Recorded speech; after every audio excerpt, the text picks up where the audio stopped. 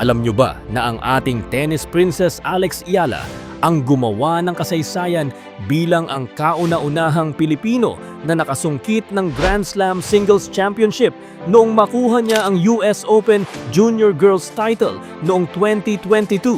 At ang pag-akyat niya mula sa pagiging junior champion papunta sa malupit na mundo ng Pro League ay hindi naging madali. Puno ito ng matitinding sakripisyo, sunod-sunod na pagkatalo at mga pagsubok na muntik ng magpatumba sa kanyang mga pangarap. Kaya ngayon sa Beyond the Game, ating babalikan ang kwento ng determinasyon, mga madidilim na yugto at ang muling pagbangon ni Alex Eala. Pero bago tayo magsimula, kung gusto mo pang makakita ng mga kwentong gaya nito, don't forget to like and subscribe bilang pagsuporta sa aking munting channel. Maraming salamat po. Matapos ang kanyang makasaysayang tagumpay sa US Open, marami ang nag-akala na magiging tuloy-tuloy at madali ang pagpasok ni Alex Eala sa Women's Tennis Association o WTA. Ngunit dito niya naranasan ang matinding sampal ng realidad. I knew my opponent and she was very good, much more experienced than I am. I came into the court with no pressure again.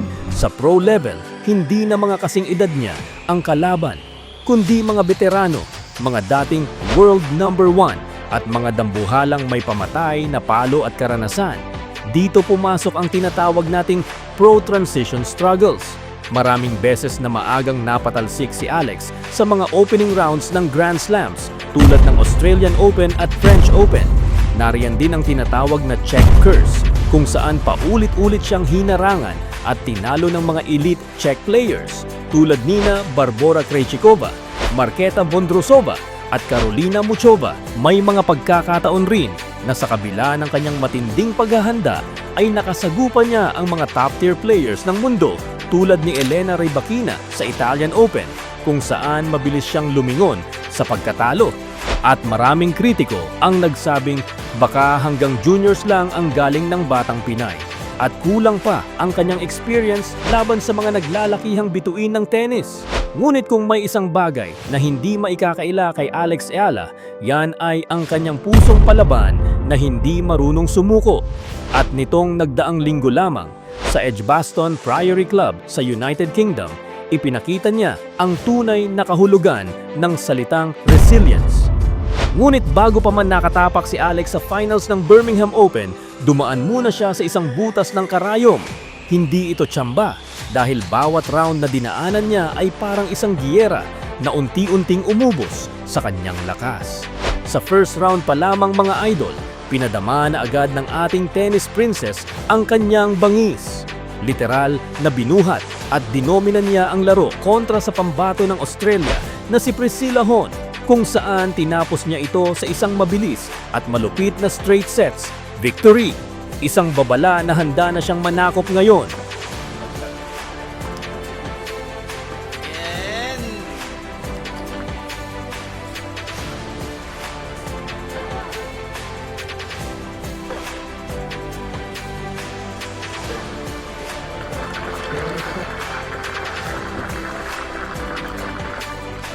Pagdating naman sa second round, sinubukan siyang tapatan at sabayan ng determinadong si Alina Charaeva. Nagpakita ito ng matinding panlaban sa second set, ngunit dahil sa pamatay na timing at defensive IQ ni Alex, naitakas niya pa rin ang panalo sa score na 6-2, 7-5. Games to book her spot in the Lexi will face Mananchaya Sawankeo in a win for Southeast Asian tennis. What a moment that will be. Sa quarterfinals, hinarap naman niya ang pambato ng Southeast Asia mula sa Thailand na si Mananchaya Sawankeo.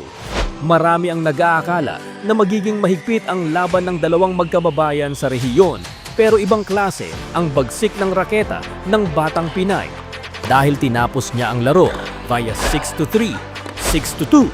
Swabing pasok sa top 4. What a shot!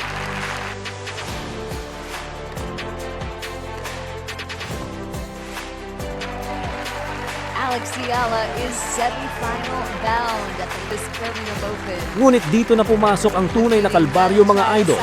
Ang semifinals kontra sa powerhouse player ng Switzerland na si Rebecca Masarova. Dito nagkaalaman kung sino ang may mas matibay at mas maraming gasolina. Matapos makuha ni Alex ang unang set, 6-2. Game and first set, Iala.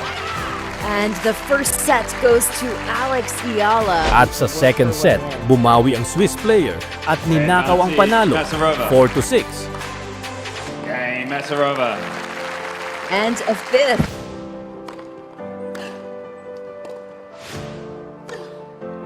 Game and second set, Masarova. That'll do it. We are going free on 6 games to 4. Hanggang umabot ang laban sa isang makapigil hiningang deciding third set. Ngunit nanaig pa rin ang pusong palaban ng Pinay at naitarak ang 6-3 sa huling set para opisyal na masungkit ang ticket sa finals.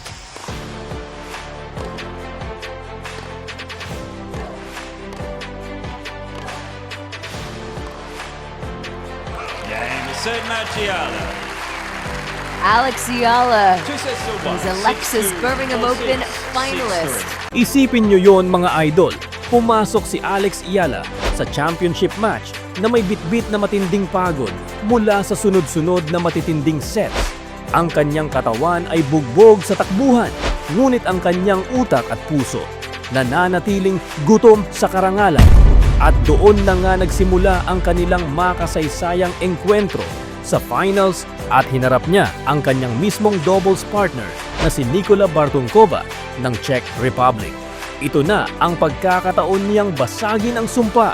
At mga idol, hindi ito naging madaling laban dahil umabot ang bakbakan sa loob ng 2 oras at 37 minutes. Isang pukpukang laban kung saan natalo si Alex sa unang set 5-7. Kulang na lang sa 20 minuto ng matinding pressure sa dulo kung saan bawat palo at bawat hataw ay pwedeng maging mitya ng kanyang pagkatalo. Sa mga krusyal na sandaling yon, hinarap ni Alex ang mga breakpoints habang bitin ang hininga ng mga manunood. Sabi nga niya, "It was a really tight moment and I knew that if I didn't go for it, Nikki would go for it." Sa pamamagitan ng kanyang bagsik, talino at pamatay na forehand winners, binaligtad ni Alex ang laban at nakuha niya ang ikalawang set, 6-3. At tinapos ang laro sa isang makapigil hiningang third set, 7-5.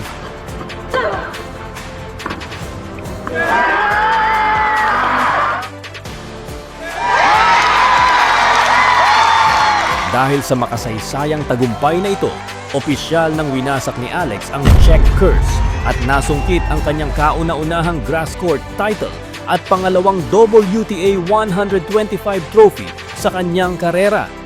At hindi lang yan mga idol, dahil sa panalong ito ay umakyat ang kanyang opisyal na WTA ranking sa world number 33, papalapit ng papalapit sa kanyang career high na number 29 noong Marso. Kinilala rin siya kamakailan bilang isa sa Forbes Asia 30 Under 30 Icons para sa pagtaas ng bandila ng Pilipinas sa larangan ng tennis. Sa kanyang emosyonal na speech, nagpasalamat siya sa mga Pilipinong walang sawang sumusuporta. Kaya mga kababayan, maraming salamat sa suporta. Ayan, ang dami ninyo ngayon. Mula sa isang junior champion na dumaan sa matitinding sunod-sunod na pagkatalo, ngayon ay patunay si Alex Iala na ang bawat trahedya at pagsubok ay simula lamang ng mas matinding pagbabalik. Sana ay nagustuhan ninyo ang ating kwento. Kung may suggestion kang content na gusto mong mapanood, i-type mo na sa comment section. Sisikapin nating isunod sa ating channel. Mag-subscribe ka na rin. Libreng nude lang, wala pang monthly bill, di tulad ng iba dyan. Hanggang sa susunod nating kwento, ito ang Beyond the Game. Maraming salamat.